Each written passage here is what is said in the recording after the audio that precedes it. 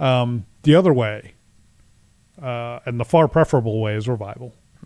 We do know, if you look at American history, the great moments that have defined America over and over and over and over again have begun with prayer.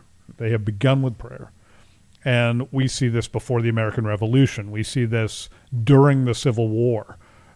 We see this during the World Wars. We see the American church, I'll just say the church.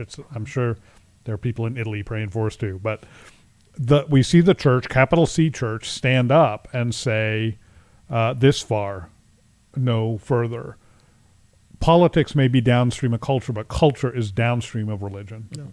And so it starts, if it ever gets fixed, if that's the right word, it starts there. It starts with faith and with family, as our young friend said. So is there hope? I think there's lots of hope. We believe in and serve a great God who is capable of all sorts of things, and who props up nations. Where it doesn't start is anger, and I think there's so much anger right now. I actually mentioned this when I was on the podcast last Monday, I think. The book of James in Scripture says that the anger of man does not produce God's righteousness. The book of Proverbs says that it is by righteousness that a nation is exalted. So the anger of man does not produce the exaltation of nations, if you put those two verses together, okay? We're angry. Lots of people are angry. I get it. I totally get it.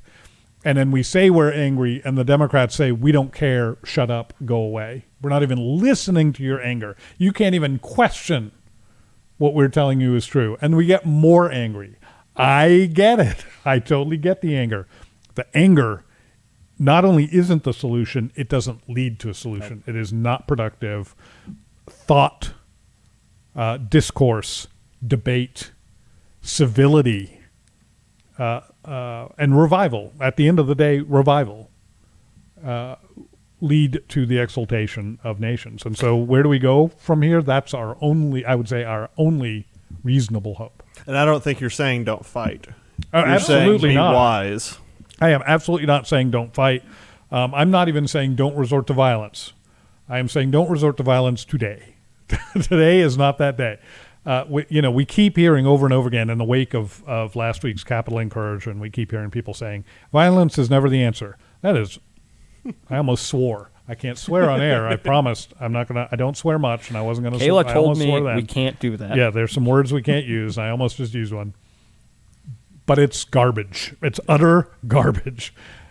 Bible also tells us to everything there is a season, including a time for war. If somebody is threatening my wife or my daughter or, my friends, my family, whatever, it will be time for violence. I'm not looking forward to that day. I hope it never comes, but I won't hesitate if that day does come. There may come a day where, like our founding fathers, we have to stand up and fight for liberty. That day may come. That day is not today. It's not tomorrow. It's probably not a week from Thursday. There's some horizon between now and that day. Today is a day to fight on our knees. Today is a day to implore that a merciful God in heaven will heal this land. He is the only one ultimately who can. And meanwhile, we're wise. And we do. When's the last time you wrote a letter to Congress, to your congressman? It's been forever for me. And I was just thinking today, it's been too long. It's time. Do you think that doesn't matter? It matters. Let me tell you it matters. Because they don't get all that many letters anymore. It matters. They listen. They will respond. Get involved politically at the local level. Zoning commissions. You know how much power a zoning commission has over your life? Far more than Joe Biden does. Far more. And you have it's far easier to influence a zoning commission because they live in your neighborhood. Get involved. Tweeting is not getting involved. I want you to read the Western Journal and share our stuff everywhere you see it, okay? I want you to do that. But that's not what I mean by get involved. I mean get involved. Register voters. Talk to people civilly about your ideas and what matters to you. Educate yourself about what matters to you. All of that can make a difference, but pray first. I beg you to pray first. Pray for this nation. Pray for the Western Journal. Pray for President-elect Biden and Kamala Harris. The Bible actually tells you to pray for your enemies. It's like heaping burning coals on their head. That's a very satisfying image to me.